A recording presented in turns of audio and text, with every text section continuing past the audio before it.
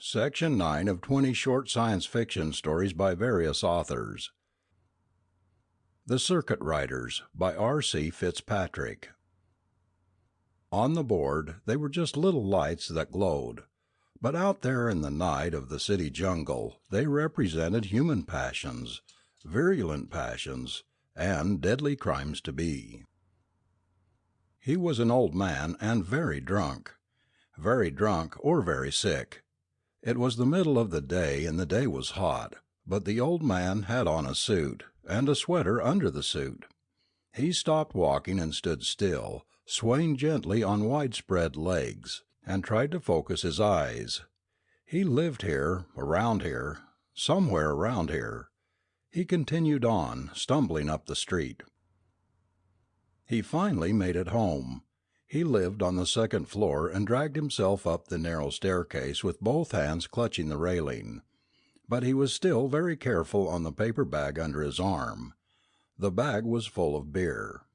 Once in the room, he managed to take off his coat before he sank down on the bed. He just sat there, vacant and lost and empty, and drank his beer. It was a hot, muggy August afternoon, Wednesday in Pittsburgh. The broad rivers put moisture in the air, and the high hills kept it there. Light breezes were broken up and diverted by the hills before they could bring more than a breath of relief. In the East Liberty Precinct station the doors and windows were wide open to snare the vagrant breezes. There were 8 men in the room: a desk sergeant, 2 beat cops waiting to go on duty, the audio controller, and DeAngelis operator, 2 reporters, and a local businessman. From the back of the building, the jail proper, a voice of a prisoner asking for a match floated out to the men in the room, and a few minutes later they heard the slow, exasperated steps of the turnkey as he walked over to give his prisoner a light. At 3:32 p.m., the DeAngelis board came alive as half a dozen lights flashed red, and the needles on the dials below them trembled in the 70s and 80s. Every other light on the board showed varying shades of pink, registering in the 60s. The operator glanced at the board, started to note the times and intensities of 2 of the dials in his log, scratched them out, then went on with his conversation with the audio controller. The younger reporter got up and came over to the board. The controller and the operator looked up at him. "Nothing," said the operator, shaking his head in a negative. "Bad call at the ball game, probably." He nodded his head towards the lights on the DeAngelis. "They'll be gone in 5-10 minutes." The controller reached over and turned up the volume on his radio. The radio should not have been there, but as long as everyone did his job and kept the volume low, the captain looked the other way. The set belonged to the precinct. The announcer's voice came on. "Ing up, he's fuming. Doak is holding Sarrett back. What a beef! Brutog's got his nose not 2 inches from Frascoli's face. And brother, is he letting him have it? Oh, here comes Gilbert off the mound. He's stalking over. When Gil puts up a holler, you know he thinks it's a good one. Brutog keeps pointing at the foul line. You can see from here the chalk's been wiped away. He's insisting the runner slid out of the base path. Frascoli's walking away, but Danny's going right aft." The controller turned the volume down again. The lights on the DeAngelis board kept flickering, but by 3:37 all but 2 had gone out, one by one. These 2 showed readings in the high 60s. One flared briefly to 78.2, then went out. Brutog was no longer in the ball game. By 3:41 only 1 light still glowed, and it was steadily fading. Throughout the long, hot, humid afternoon the board held its reddish, irritated overtones, and occasional reading flashed in and out of the 70s. At 4 o'clock the new duty section came on. The DeAngelis operator, whose name was Chuck Matesick, was replaced by an operator named Charlie Blaney. "Nothing to report," Chuck told Charlie. "Rhubarb down at the point at the Forbes Municipal Field, but that's about all." The new operator scarcely glanced at the model board. It was that kind of day. He noted an occasional high in his logbook, but most signals were ignored. At 5:14 he noted a severe reading of 87 which stayed on the board. At 5:16 another light came on, climbed slowly through the 60s, then soared to 77 where it held steady. Neither light was an honest red. Their angry overtones chased each other rapidly. The DeAngelis operator called over to the audio controller. "Got us a case of crinkle fender, I think." "Where?" the controller asked. "Can't tell yet," Blaney said. "A hothead and a citizen with righteous indignation. They're clear enough, but not too sharp." He swiveled in his chair and adjusted knobs before a large circular screen. Pale streaks of light glowed briefly as the sweep passed over them. There were milky dots everywhere. A soft light in the lower left-hand corner of the screen cut an uncertain path across the grid, and two indeterminate splotches in the upper half of the scope flared out to the margin. "Morningside," the operator said. The splashes of light separated. One moved quickly off the screen. The other held stationary for several minutes, then contracted and began a steady, jagged advance toward the center of the grid. 1 inch down, half an inch over, 2 inches down, then 4 inches on a diagonal line. "Like I said," said Blaney, "an accident." 8 minutes later, at 5:32, a slightly pompous and thoroughly outraged young salesman marched through the doors of the station house and over to the desk sergeant. "Some clown just hit me," he began. "With his fist?" asked the sergeant. "With his car," said the salesman. "My car with his car. He hit my car with his car." The sergeant raised his hand. "Simmer down, young feller. Let me see your driver's license." He reached over the desk for the man's cards with one hand, and with the other he sorted out an accident form. "Just give it to me slowly." He started filling out the form. The DeAngelis operator leaned back in his chair and winked at the controller. "I'm a whiz," he said to the young reporter. "I'm a phenom. I never miss." The reporter smiled and walked back to his colleague who was playing gin with the book, Businessman. The lights glowed on and off all evening, but only once had they called for action. At 10:34, two sharp readings of 92.2 and 94 even had sent Blaney back to his dials and screen. He narrowed it down to a 4-block area when the telephone rang to report a fight at the Red Antler Grill. The controller dispatched a beat cop already in the area. 22 minutes later, two very large and very obedient young toughs stumbled in, followed by an angry officer. In addition to the marks of the fight, both had a lumbering, off-balance walk that showed that the policeman had been prodding them with his riot club.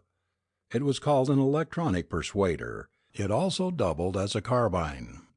Police no longer carried sidearms. He pointed to the one on the left. "This one hit me." He pointed to the one on the right. "This one kicked me." The one on the left was certain he would never hit another cop. The one on the right knew he would never kick another cop. "Book 'em," the sergeant said. He looked at the two youths. "You're going to the can. You want to argue?" The youths looked down. No one else said anything. The younger reporter came over and took down the information as the cop and the two toughs gave it to the sergeant. Then he went back to his seat at the card table and took a mini typer from his pocket. He started sending to the paper. "You ought to send that stuff direct," the card player said. "I scribble too bad," the reporter answered. "Bat crap," said the older man. "That little jewel can transcribe chicken scratches." The cub scrunched over his mini typer. A few minutes later he looked up at his partner. "What's a good word for hoodlum?" The other reporter was irritated. He was also losing at gin. "What are you, a Steinbeck?" He laid down his cards. "Look, kid, just send it, just the way you get it. That's why they pay rewrite men. We're reporters. We report, okay?" He went back to his cards. At 11:40 a light at the end of the second row turned pinkish, but no reading showed on the dial below. It was only one of a dozen bulbs showing red. It was still pinkish when the watch was changed. Blaney was replaced by King. "Watch this one," Blaney said to King, indicating an entry in the log. It was numbered 820-83059-78-4A. "I've had it on 4 times now, all in the high 70s. I got a feeling." The number indicated date, estimated area and relation to previous alerts in the month, estimated intent, and frequency of report. The A meant intermittent. The only last 3 digits would change. "If it comes on again, I think I'd lock a circuit on it right away." The rules called for any continuous reading over 75 to be contacted and connected after its 6th appearance. "What about that one?" King said, pointing to a 70.4 that was unblinking in its intensity. "Some drunk," said Blaney, "or a baby with a head cold. Been on there for 20 minutes. You can watch for it if you like." His tone suggested that it to be a waste of time. "I'll watch it," said King. His tone suggested he knew how to read the circuit, and if Blaney had any suggestions he could keep them to himself. Joe Millsop finally staggered home, exhausted. He was half drunk and worn out from being on his feet all day, but the liquor had finally done its work. He could think about the incident without flushing hot all over. He was too tired, and too sorry for himself to be angry at anyone. And with his newfound alcoholic objectivity he could see now where he had been in the wrong. Old Bloomgarten shouldn't have chewed him out in front of a customer like that. But what the hell? He shouldn't have sassed the customer, even if she was just a dumb broad who didn't know what she wanted. He managed to get undressed before he stumbled into bed. His last coherent thought before he fell into a drugged sleep was that he'd better apologize in the morning. 820-18-3059-78-4A stayed off the board. At 1:18 a.m., the DeAngelis flared to a 98.4, then started inching down again. The young reporter sat up, alert from where he had been dozing. The loud clang of a bell had brought him awake. The older reporter glanced up from his cards and waved him down. "Forget it," he said. "Some wife just opened the door and saw lipstick on her husband's neck." "Oh, honey, how could you? $50. She was crying. "Don't, Mother. I thought I could make some money, some real money." The youngster looked sick. "I had 4 nines. How could I figure him for a straight flush? He didn't have a thing showing." "How could you?" sobbed the mother. "Oh, how could you?" The book businessman dealt the cards. The reporter picked his up and arranged them in his hand. He discarded one. The businessman ignored it and drew from the deck. He discarded. The reporter picked up the discard and threw away a card from his hand. The businessman drew from the deck and discarded the same card he'd drawn. The reporter picked it up, tapped it slowly in place with his elbow, placed his discard face down, and spread his hand. "Gin," he said. "Rah," said the businessman. "Damn it, you play good. You play real good." A light on the DeAngelis flashed red and showed a reading of 65.4 on the dial. "Can't beat skill," said the reporter. "Count." 56, said the businessman. "That's counting gin," he added. "Game," the reporter announced. "I'll figure the damage." "You play good," said the businessman in disgust. "You only say that 'cause it's true," the reporter said. "But it's sweet of you all the same." "Shut up," said the businessman. The reporter looked up, concerned. "You stuck?" he asked solicitously. He seemed sincere. "Certainly I'm stuck," the businessman snarled. "Then stay stuck," said the reporter in a kindly tone. He patted the businessman on the cheek. The same light on the DeAngelis flashed red. This time the dial registered 82. The operator chuckled and looked over at the gamblers, where the reporter was still adding up the score. "How much you down, Bernie?" he asked the businessman. $4.96, the reporter answered. You play good, Bernie said again. The DeAngelis went back to normal, and the operator went back to his magazine. The bulb at the end of the second row turned from light pink to a soft rose.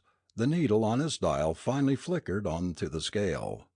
There were other lights on the board, but none called for action. It was still just a quiet night in the middle of the week. The room was filthy. It had a natural filth that clings to a cheap room, and a man-made careless filth that would disfigure the Taj Mahal. It wasn't so much that things were dirty, it was more that nothing was clean. Pittsburgh was no longer a smoky city. That problem had been solved before the mills had stopped belching smoke. Now, with atomics and filters on every stack in every home, the city was clean. Clean as the works of man could make it, yet still filthy as only the minds of man could achieve. The city might be clean, but there were people who were not, and the room was not. Overhead the ceiling light still burned, casting its harsh glare on the trashy room, and the trashy, huddled figure on the bed. He was an old man, lying on the bed fully clothed, even to his shoes. He twisted fretfully in his sleep. The body tried to rise, anticipating nature even when the mind could not. The man gagged several times and finally made it up to a sitting position before the vomit came. He was still asleep, but his reaction was automatic. He grabbed the bottom of his sweater and pulled it out before him to form a bucket of sorts. When he finished being sick he sat still, swaying gently back and forth, and tried to open his eyes. He could not make it. Still asleep, he ducked out of the fouled sweater, made an ineffectual dab at his mouth, wadded the sweater in a ball, and threw it over in front of the bathroom door. He fell back on the bed, exhausted, and went on with his fitful sleep. At 4:15 in the morning a man walked into the station house. His name was Henry Tilton. He was a reporter for the evening press. He waved a greeting to the desk sergeant and went over to kibitz the card game. Both players looked up, startled. The reporter playing cards said, "Hello, Henry." He looked at his watch. "Whoosh, I didn't realize it was that late." He turned to the businessman. "Hurry up, finish the hand. Got to get my beauty sleep." "What do you mean, hurry up?" said Bernie. "You're in to me for $15. "Get it back from Hank there," the reporter said. He nodded at the newcomer. "Want this hand? You're 14 points down. Loverboy's got 68 on game, but you're a box up." "Sure," said Tilton. He took the cards. The morning news reporters left. The businessman dealt a new hand. Tilton waited 4 rounds, then knocked with 10. Bernie slammed down his cards. "You lousy reporters are all alike. I'm going home." He got up to put on his coat. "I'll be back about 10. You still be here?" "Sure," said Tilton, "with the score." He folded the paper and put it in his pocket. The businessman walked out, and Tilton went over to the DeAngelis board. "Anything?" he asked. "Nah," said King. He pointed to the lights. "Just lovers' quarrels tonight, all pink and peaceful." Tilton smiled and ambled back to the cell block. The operator put his feet up on the desk, then frowned and put them down again. He leaned toward the board and studied the light at the end of the second row. The needle registered 66. The operator pursed his lips, then flicked a switch that opened the photo file. Every 5 minutes an automatic camera photographed the DeAngelis board, developed the film, and filed the picture away in its storage vault. King studied the photographs for quite a while, then pulled his logbook over and made an entry. He wrote 820 93142 1X. The last 3 digits meant that he wasn't sure about the intensity, and the X signified a continuous reading. King turned to the audio controller. "Do me a favor, Gus, but strictly unofficial. Contact everybody around us. Oakland, Squirrel Hill, Point Breeze, Lawrenceville, Bloomfield. Everybody in this end of town. Find out if they've got one low-intensity reading that's been on for hours. If they haven't had it since before midnight, I'm not interested." "Something up?" the controller asked. "Probably not," said the operator. "I'd just like to pin this one down as close as I can. On a night like this my screen shows nothing but milk." "Give you a lift home?" the older reporter asked. "Thanks," said the cub, shaking his head, "but I live out by the Youghiogheny River." "So?" The old man shrugged. "Half-hour flight. Hop in." "I don't understand," said the cub. "What, me offering you a lift?" "No," said the cub. "Back there in the station house, you know." "You mean the DeAngelis?" "Not that exactly," said the cub. "I understand a DeAngelis board. Everybody broadcasts emotions, and if they're strong enough they can be received and interpreted. It's the cops I don't understand. I thought any reading over 80 was dangerous and had to be looked into, and anything over 90 was plain murder and had to be picked up. Here they've been ignoring 80s and 90s all night long." "You remember that children's story you wrote last Christmas about an Irish imp named Shawano Claus?" his companion asked him. "Certainly," the cub said, scowling. "I'll sell it some day." "You remember the fashion editor killed it because she thought Cian was a girl's name, and it might be sacrilegious." "You're right, I remember," the cub said, his voice rising. "Like to bet you didn't register over 90 that day? As a matter of fact, I'll head for the nearest precinct and bet you 5 you're over 80 right now." He laughed aloud, and the young man calmed down. "I had that same idea myself at first, about 90 being against the law. That's one of the main troubles, the law. Every damned state in the Dominion has its own ideas on what is dangerous. The laws are all fouled up. But what most of them boil down to is this: a man has to have a continuous reading of over 90 before he can be arrested. Not arrested really, detained. Just a reading on the board doesn't prove a thing. Some people walk around boiling at 90 all their lives, like editors. But the sweet old lady down the block, who's never sworn in her life, she may hit 65 and reach for a knife. And that doesn't prove a thing. 90 sometimes means murder, but usually not. Up to 110 usually means murder, but sometimes not. And anything over 120 always means murder. And it still doesn't prove a thing. And then again, a psychotic or a professional gunsoul may not register at all. They kill for fun, or for business. They're not angry at anybody. It's all up to the DeAngelis operators. They're the kingpins. They make the system work. Not Simon DeAngelis who invented it, or the technician who installs it, or the police commissioner who takes the results to City Hall. The operators make it or break it. Sure, they have rules to follow, if they want.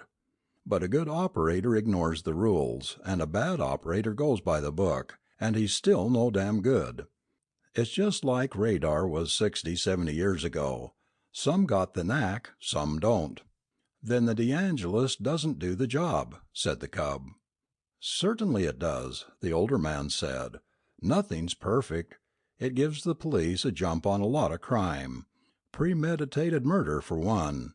The average citizen can't kill anyone unless he's mad enough, and if he's mad enough, he registers on the DeAngelis. And ordinary robbers get caught. Their plans don't go just right, or they fight among themselves. Or, if they just don't like society, a good DeAngelis operator can tell quite a bit if he gets a reading at the wrong time of day or night, or in the wrong part of town. But what about the sweet old lady who registers 65 and then goes berserk? That's where your operator really comes in. Usually that kind of a reading comes too late. Grandma's swinging the knife at the same time the light goes on in the station house, but if she waits to swing, or builds herself up to it, then she may be stopped. You know those poor operators are supposed to log any reading over 60, and report downtown with anything over 80. Sure they are. If they logged everything over 60, they'd have writers cramp the first hour they were on watch. And believe me, Sonny, any operator who reported downtown on every reading over 80 would be back pounding a beat before the end of his first day. They just do the best they can, and you'd be surprised at how good that can be. The old man woke up, but kept his eyes closed. He was afraid. It was too quiet, and the room was clammy with an early morning chill. He opened his eyelids a crack and looked out the window. Still dark outside. He lay there trembling and brought his elbows in tight to his body. He was going to have the shakes. He knew he'd have the shakes, and it was still too early. Too early. He looked at the clock. It was only 5:15. Too early for the bars to be open. He covered his eyes with his hands and tried to think. It was no use. He couldn't think. He sobbed. He was afraid to move. He knew he had to have a drink, and he knew if he got up he'd be sick. "Oh, Lord," he breathed. The trembling became worse. He tried to press it away by hugging his body with his arms. It didn't help. He looked wildly around and tried to concentrate. He thought about the bureau. No. The dresser. No. His clothes. He felt feverishly about his body. No. Under the bed. No. Wait. Maybe. He'd brought some beer home. Now he remembered. Maybe there was some left. He rolled over on his stomach and groped under the bed. His tremulous fingers found the paper bag and he dragged it out. It was full of empty cans. The carton inside was ripped. He tore the sack open. Empty cans. No! There was a full one. 2 full ones. He staggered to his feet and looked for an opener. There was one on the bureau. He stumbled over and opened his first beautiful, lovely can of beer. He put his mouth down close to the top so that none of the foam could escape. He'd be all right till 7 now. The bars opened at 7. He'd be all right till 7. He did not notice the knife lying beside the opener. He did not own a knife and had no recollection of buying one. It was a hunting knife and he was not a hunter. The light at the end of the second row was growing gradually brighter. The needle traveled slowly across the dial. 68.2. 68.4. 68.6. King called over to the audio controller. "They all report in yet?" The controller nodded. "Squirrel Hill's got your signal on. Same reading as you have. Bloomfield thinks they may have it. Oakland's not too sure. Everybody else is negative." The controller walked over. "Which one is it?" King pointed to the end of the second row. "Can you get it on your screen?" "Hell yes, I've got him on my screen." King swiveled in his chair and turned on the set. The scope was covered with pale dots. "Which one is he? There?" He pointed to the left. "That's a guy who didn't get the raise he wanted. There?" He pointed to the center. "That's the girl with bad dreams. She has them every night. There? That's my brother. He's in the Veterans Hospital and wanted to come home a week ago." "So don't get excited," said the controller. "I only asked." "I'm sorry, Gus," King apologized. "My fault. I'm a little edgy. Probably nothing at all." "Well, you got it narrowed down anyway," Gus said. "If you've got it, and Squirrel Hill's got it, then he's in Shadyside. If Oakland doesn't have him, then he's on this side of Aiken Avenue." The controller had caught King's fever. The "it" had become a him. "And if Bloomfield doesn't have him, then he's on the other side of Bomb Boulevard. Only Bloomfield might have him." "Well, what the hell? You've still got him located in the lower half of Shadyside. Tell you what, I'll send a man up Ellsworth, get Bloomfield to cruise Bomb Boulevard in a scout car, and have Squirrel Hill put a patrol on Wilkins. We can triangulate." "No," said King, "not yet." "Thanks anyway, Gus, but there's no point in stirring up a tempest in a teapot. Just tell them to watch it. If it climbs over 75, we can narrow it down then." "It's your show," said Gus.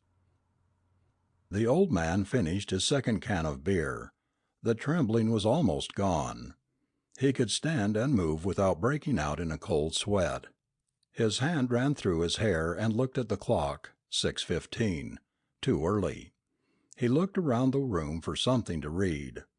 There were magazines and newspapers scattered everywhere, the papers all folded back to the sports section.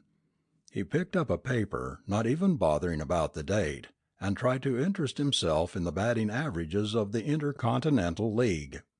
Yamamura was on top with .387. The old man remembered when Yamamura came up as a rookie, but right now he didn't care. The page trembled and the type kept blurring. He threw the paper down. He had a headache. The old man got up and went over to the bathroom. He steadied himself against the door jamb and kicked the wadded sweater out of sight beneath the dresser. He went into the bathroom and turned on the water. He ran his hands over his face and thought about shaving, but he couldn't face the work involved. He managed to run a comb through his hair and rinse out his mouth. He came back into the room. It was 6:30. Maybe Freddie's was open. If Freddie wasn't, then maybe the grill. He'd have to take his chances. He couldn't stand it here any longer. He put on his coat and stumbled out. At 8 o'clock the watch was changed. Matesick replaced King. "Anything?" asked Matesick. "Just this one, Chuck," said King. "I may be a fool, but this one bothers me." King was a diplomat where Blaney was not. King showed him the entry. The dial now stood at 72.8. "It's been on there all night since before I had the watch, and it's been climbing, just slow and steady, but all the time climbing. I locked a circuit on him, but I'll take it off if you want me to." "No," said Matesick. "Leave it on. That don't smell right to me neither." The old man was feeling better. He'd been in the bar 2 hours, and he'd had 2 pickled eggs, and the bartender didn't bother him. The beer was all right, but a man needed whiskey when he was sick. He'd have 1, maybe 2 more, and then he'd eat some breakfast. He didn't know why, but he knew he mustn't get drunk. At 9 o'clock the needle on the dial climbed past 75. Matesick asked for coverage. That meant that 2 patrolmen would be tied up, doing nothing but searching for an echo. And it might be a wild goose chase. He was complaining to the captain, but the captain wasn't listening. He was looking at the photographs in the DeAngelis file. "You don't like this?" the captain asked. Matesick said he didn't like it. "And King said he didn't like it?" "King thinks the same way I do. He's been on there too damn long and too damn consistent." "Pick him up." The captain turned and ordered the audio controller. "If we can't hold him, we can at least get a look at him." "It's not too clear yet," said Matesick. "It'll take a spread." "I know what it'll take," the captain roared. "Don't tell me my job. Put every available man on this. I want the guy brought in." The old man walked back to his room.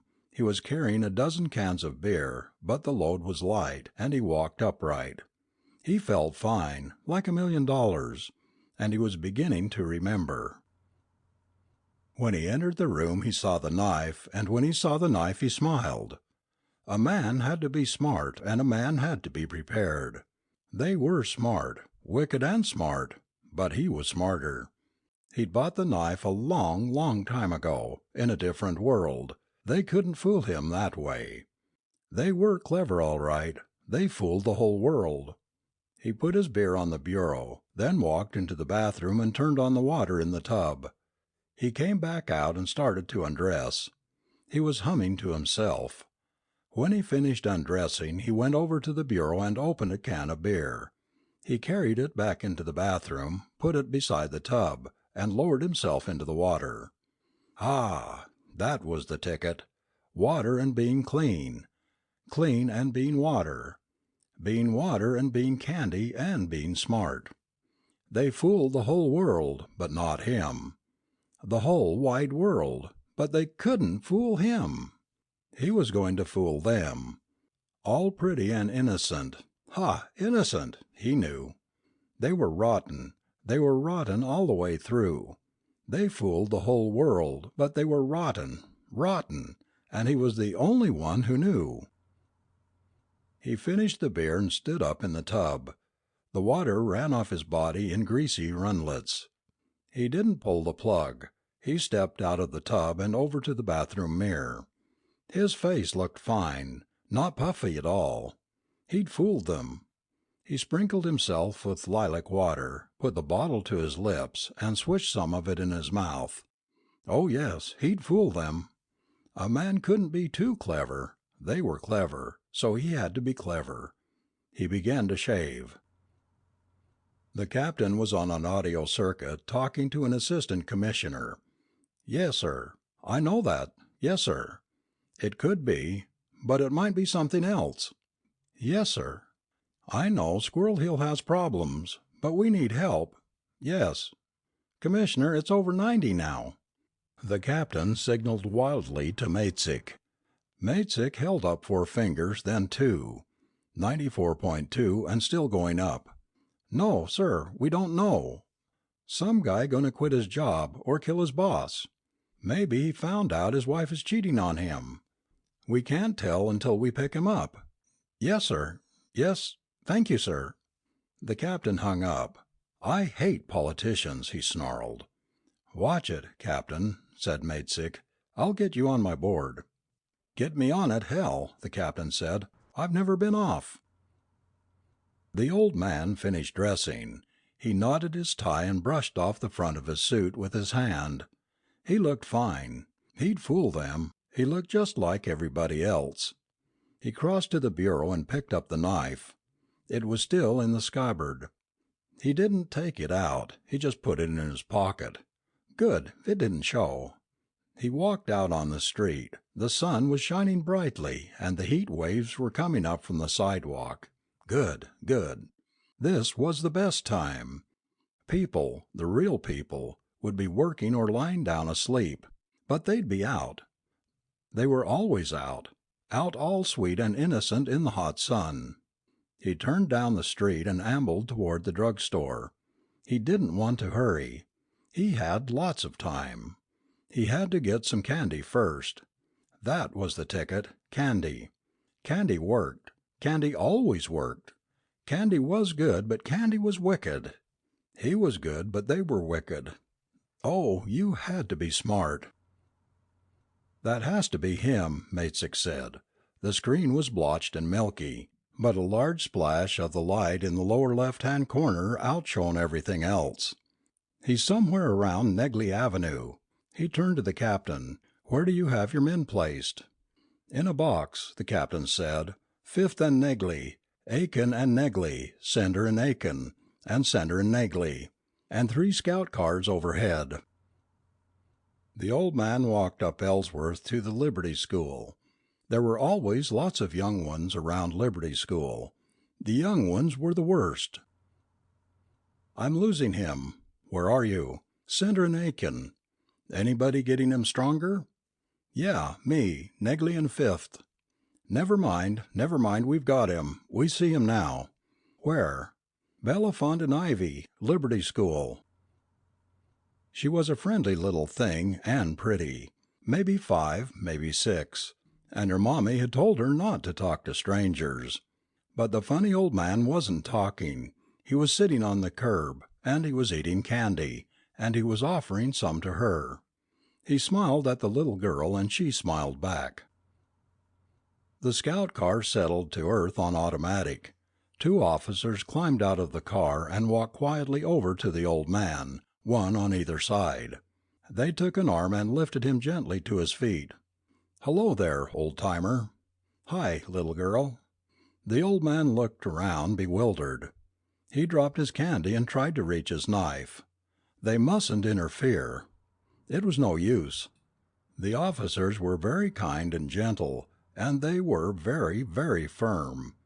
They let him off as though he were an old friend. One of the officers called back over his shoulder, "Bye-bye, little girl." The little girl dutifully waved bye. She looked at the paper sack on the sidewalk. She didn't know what to do, but the nice old man was gone. She looked around, but no one was paying any attention. They were all watching the softball game. Suddenly she made a grab and clutched the paper bag to her body. Then she turned and ran back up the street to tell her mommy how wonderful, wonderful lucky she was. Section 10